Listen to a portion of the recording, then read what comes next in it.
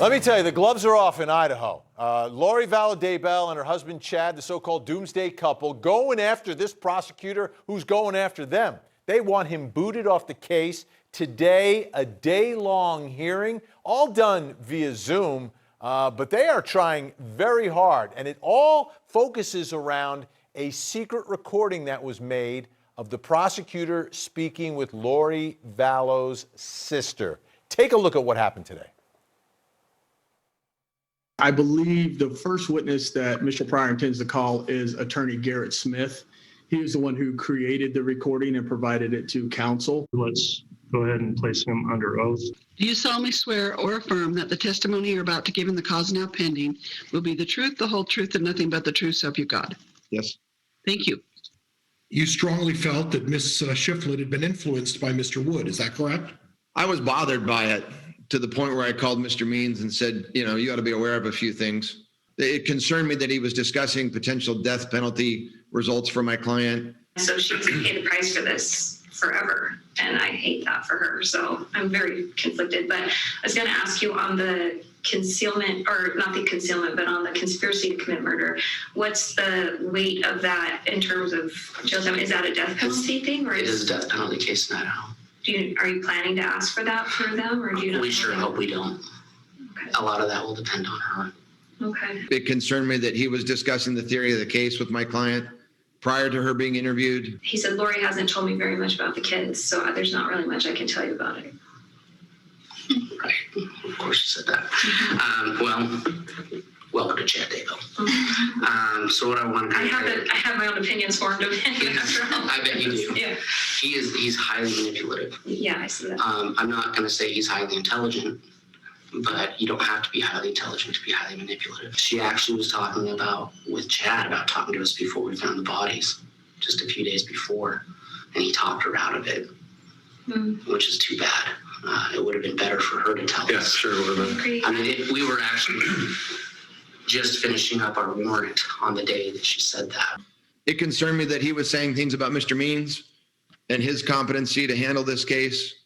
He said it not only to my client, but if my recollection's correct, he was kind of inferring that I wasn't aware of Mr. Means' level of experience and that he was in over his head on this case. Our goal is to have such a strong case that when she has competent counsel, I don't know if you know this, her attorney's never handled a felony before. He has never done any meaningful criminal work at all, and he doesn't know what he's doing. He's a nice guy. Yeah. Otherwise, he's lying about me, but he doesn't know what he's doing. And once we file further charges, she will be appointed counsel who will know what they're doing. The concern is that Summer Shiflett is a witness potentially in this case, right? Right. I mean, again, and I haven't been a prosecutor in a long time, but to talk to someone prior to them giving 6 hours of testimony and interview time on the facts of a case in this manner, I found it to be improper. I don't know what purpose it served, other than to kind of muddy the water and make himself a witness. So that was the attorney who recorded that conversation, and the prosecutor in the case, Rob Wood, didn't know he was being recorded, and now they're trying to use that as a reason to have Rob Wood disqualified because of the way he interviewed Lori Vallow's sister. Let's bring in Court TV legal correspondent Chandlee Painter, who's been covering this story for a year now. It's your first anniversary, which is awesome. Congratulations. What happened today? I mean, this was a long hearing today. Yeah, it was the defense's day in court as they spent the entire day calling witnesses to support their motion to disqualify Special Prosecutor Rob Wood. And at the heart of the day was that 18-minute recording that they played for the judge where we hear Rob Wood talking to Lori's biological sister, Summer Shiflett, back in October last year. And it's a recording 18 minutes long. And that is the grounds the defense is saying that there was prosecutorial misconduct within that conversation. In fact, they spent the day calling experts to take the judge, to really give the judge an in-depth analysis, step by step almost, of that conversation. They first called a forensic psychologist. We had forensic psychologists who testified about coaching, about influencing. He used his expertise and he made a 24-page report, Vinny, going almost line by line through the conversation, concluding that the conversation with Summer Shiflett was manipulation by Rob Wood. It was influencing of a witness, and that it could have tainted Summer's testimony. He says there's clear signs of coaching. That's Dr. James Davidson. And then after that witness, the defense called Dr. Samuel Newton. He's an attorney and a law professor at the University of Idaho, and he did an in-depth look at the Idaho rules of professional conduct. He said there were clear ethical violations in his expert opinion. He also agreed with Dr. Davidson, said that there was clear signs of coaching, and concluded that there was possible influence of Summer Shiflett's testimony. He gave some examples. He said there was clear pressure given by Wood towards Summer Shiflett to confirm certain parts or theories of his case, that Chad's case was stronger than what they had against Lori, that he wanted sort of a backdoor entrance into incentivizing Summer Shiflett to help convince Lori to turn on Chad. So it was, again, hours and hours of testimony today for the judge to consider this motion. The prosecution didn't call any witnesses, but did cross-examine those witnesses. You know, this is, I mean, to me, this is an indication, I think, of the way the trial is going to go. This is going to be fought every little bit all along the way. You've got two defense attorneys who are very, very aggressive, and a prosecutor who is very focused on this case. When is the judge going to make his decision now? Because this is a big decision, because if the prosecutor gets booted, that's a big deal. It is a big deal, and the judge saying that he wants to have this whole matter wrapped up as soon as possible, really by the end of the week, because it did take all day for the defense to present its case. He's giving them a little bit of a continuance to prepare closing arguments. So they agreed to have another hearing, or continue the hearing, this Friday afternoon at 3 p.m. Eastern. That's when the attorneys will give their closing arguments. Now, the prosecutor, Rob Wood, he's represented by another prosecutor in his office, Troy Evans. Now, Evans tried to request more time to brief the matter, but the judge saying no, he didn't want to delay this any longer or weeks by briefing it. He wants it wrapped up as soon as possible so the trial can proceed. There's big motions still pending that these attorneys want to get to, so they want to take care of this issue first before they can move on. All right, and I know we will be on top of it, and Chandlee Painter will have all the insight for us. Chandlee Painter, Court TV legal correspondent, thank you. Let's bring in the Court TV anchors with us tonight, ladies and gentlemen. Julie Grant, Michael Ayala, Ted Rollins. Wow. Julie, are you concerned about what you heard in that conversation that the prosecutor was having with Lori Vallow's sister? Very concerned, Vinny. Yes. First of all, to the chief complaint of Rob Wood making himself a witness, I think it's important for viewers to understand that. And I would say, based on the information we got today, it seems to me very clearly that he did. Because when you're a prosecutor, anytime you have a conversation with someone who's a potential witness and you don't have anybody else present to witness what you said, it's a big problem, right? Because let's just say you call that witness on the stand during the trial and they deviate from what they told you on the telephone. Then who has to rebut that? You, the prosecutor. You make yourself a witness. So that is a big no-no. That's like prosecutorial work like 101. I mean, this is something that this prosecutor, Rod Wood, I mean, in that conversation, he was telling Lori Vallow's sister that Mark Means didn't know what he's doing. But I mean, for him to do this, what does that say about him? I think this conduct was very improper. It does seem like he was trying to influence her when he talked about the death penalty in particular. That's really what jumped out at me, Vinny, how when she asked him, well, what does that mean? Are you going to charge it as such? And he said, well, that all depends on her and whether we can talk, and said something about be determined after talking this out, see if we can resolve this. This is a homicide case. Are you kidding me? So, yes, I think this is very, very bad for the state, Vinny. Michael, what do you think was really going on here? Why did this happen? I think, and this is just my theory, right? Because, I mean, we can throw out all kinds of theories. That's kind of the fun of this case. But I think their case might not be as strong. I mean, he was trying to portray it as a really strong case. I think if he's out there doing this kind of thing, which I have to think he knows straddles that line. I think he was clearly straddling a line here in terms of ethical violations.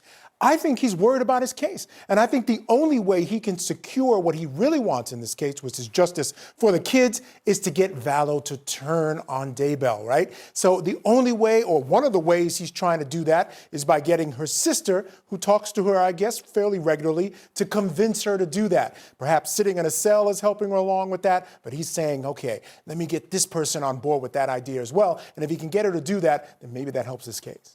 All right.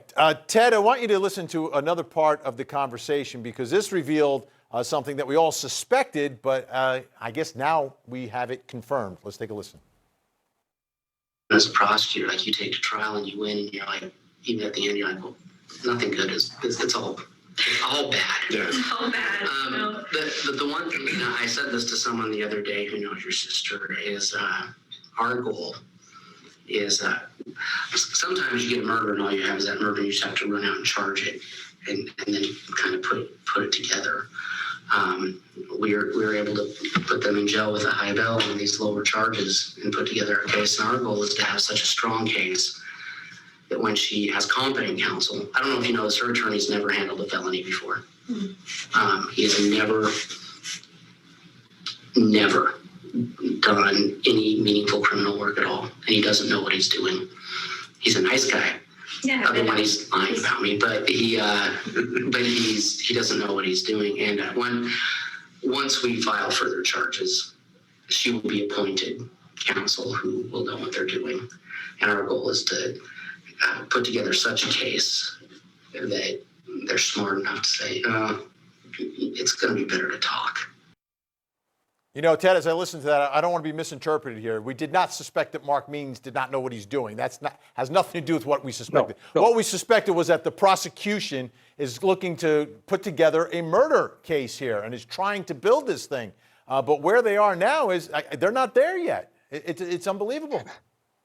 Yeah, and I actually I'll disagree with Julie just a bit in that he may be violating ethics and it's very improper, but he's searching for the truth, and we all want the truth. And this is a hard case. And Michael's absolutely right. This is a horrible case for them. They don't know what they're doing. They don't have all the details. They don't have everything that they can go to a jury and explain to them what happened and get a murder conviction. So they really need her to turn. And what I think is extraordinary is now we know for sure they're going after her to turn because they do think, at least Mark Means does, that Chad was the ringleader. He was the one calling the shots, saying who was going to die, who was going to live, and they really want him. Absolutely, and that leads us right to our next piece of that recorded conversation where that issue comes up. Let's take a listen. I'm sure kind of difficult knowing like they're asking for information that's going to help them in a case against your sister, but I guess the thing I want you to know is our whole goal is just justice for these kids, you know, and our hope as it comes to it, your sister's actually made some overtures. She might be willing to talk to us. I hope she does. I pray for that all the time. We hope she does. Yeah. She actually was talking with Chad about talking to us before we found the bodies, just a few days before, and he talked her out of it, which is too bad. It would have been better for her to tell us. So, Julie, and I this has always been a tough issue for me, but it seems that the prosecutor in this case believes that Chad Daybell is the big fish, the one that is driving all of this. It's not the mother of the children who were missing, not the mother who went to Hawaii while her children were not only missing, but dead and buried. I mean, I'm a little bit surprised by it, but are you? Well, no, only because I wonder if he's just saying that to Lori's sister. I wonder if he might say something differently, if he's trying to get a different witness to talk. Because, yes, what he said about the theory of the spiritual abuse and that He's trying to say to the sister, oh, Lori truly believed everything she was done in righteousness. He called that LDS speak, and then said that he is LDS and what they were doing is nothing like what his church teaches. So I'm not surprised that he said that, because I think he was attempting to elicit information. And yes, I agree with what Ted and Michael were saying about, yes, he is trying to get at the truth, because it seems like a weak case. We haven't seen the homicide charges yet. But the only thing I would add to that, and this is an important point, why he shouldn't make himself a witness, this is why you have investigators on these cases. An investigator should have had that conversation with her, whether it's someone from his district attorney's office or a police officer who's involved. This way they can have that conversation, speak to her, talk to her, answer any questions, elicit any information that could lead them to the truth, and then relate it to Rob Wood, and he can use it in his determination of making charges. For him to have this conversation, this is very, very unusual. Prosecutors who want to walk that line and be very careful about ethical violations don't pick up the phone and have those kinds of conversations. And then look what happened here. It was recorded, and now we've got these motions to disqualify him. Yep, and it will continue on Friday. Big thanks, Julie, Michael, Ted.